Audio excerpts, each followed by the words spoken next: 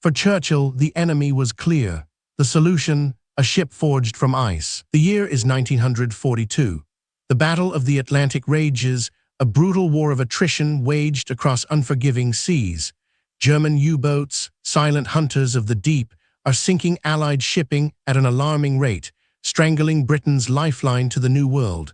Something had to be done, something audacious. Prime Minister Winston Churchill, a man known for his unconventional thinking, was desperate.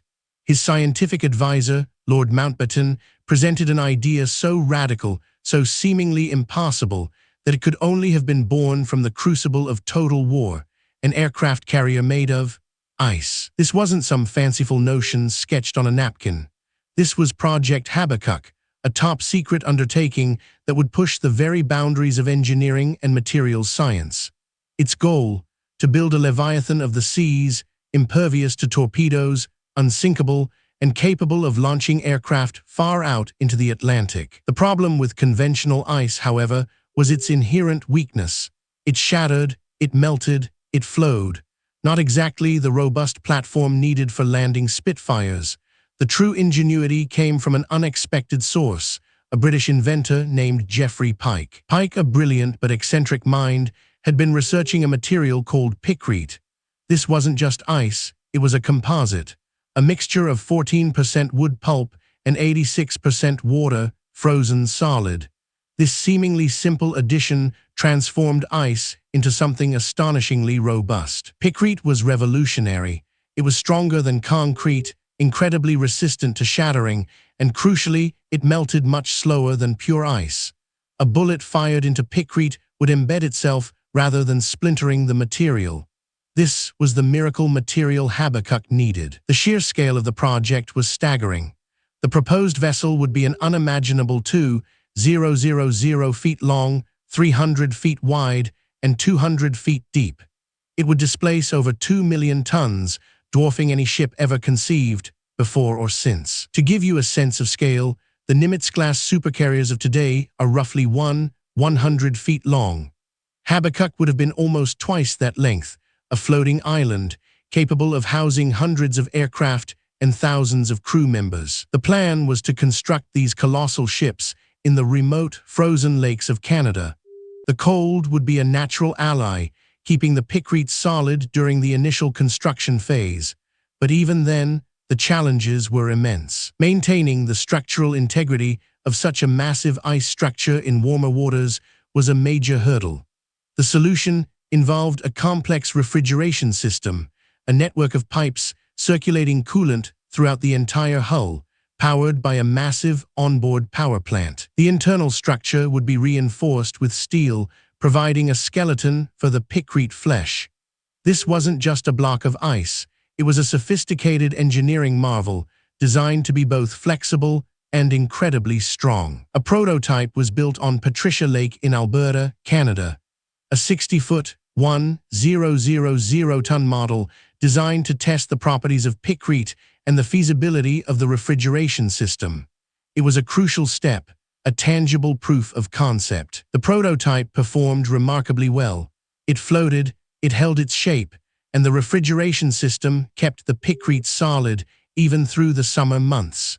The initial results were incredibly promising, fueling optimism for the full-scale project. However, as with many ambitious wartime projects, the practicalities began to mount. The sheer volume of wood pulp required was astronomical, placing a massive strain on timber resources. Constructing such a vessel would consume vast amounts of steel, already in short supply. The cost, too, was a significant factor. Estimates soared into the tens of millions of pounds, a staggering sum in the 1940s, competing with other vital war efforts like the development of radar and the atomic bomb. Then there was the issue of propulsion. Moving a 2-million-ton vessel, even one made of ice, would require immense power. The initial designs called for 26 separate electric motors, each driving its own propeller, a complex and vulnerable system. The logistics of crewing such a ship, supplying it, and defending it were equally daunting. A crew of thousands would be needed, along with all the food, fuel, and munitions to sustain operations for months at a time in the desolate mid-Atlantic. Ultimately, the strategic landscape began to shift. By mid-1943, the tide of the Battle of the Atlantic was turning. New long-range aircraft, operating from existing land bases, were closing the Atlantic gap, the area beyond the reach of air cover. Escort carriers, smaller and quicker to build, were also proving effective.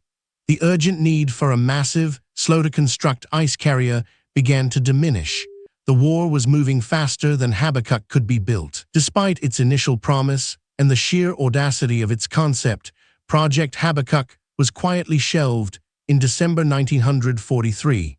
It was a testament to human ingenuity under pressure, a marvel of engineering that was simply overtaken by events. The prototype on Patricia Lake, however, remained. It slowly melted over the next 3 summers, a silent monument to a project that dared to dream of an aircraft carrier made of frozen wood pulp. Its remains are still visible today, submerged beneath the lake's surface. Project Habakkuk stands as a fascinating footnote in the annals of World War II, a reminder that sometimes the most desperate situations spark the most outlandish, yet brilliant, ideas. It was a gamble, a colossal feat of imagination that ultimately never saw combat. Yet its legacy endures. The research into Pickrete continued, finding applications in cold weather construction and temporary structures. The very idea of a ship made of ice, while fantastical, spurred innovation and challenged conventional thinking. It was a wartime dream, born of necessity, that pushed the boundaries of what was deemed possible. A deadly ingenuity, frozen in time, waiting for us to uncover its story. If you find stories of ingenious wartime solutions as captivating as I do, you'll want to hear about the incredible Great Panjandrum next.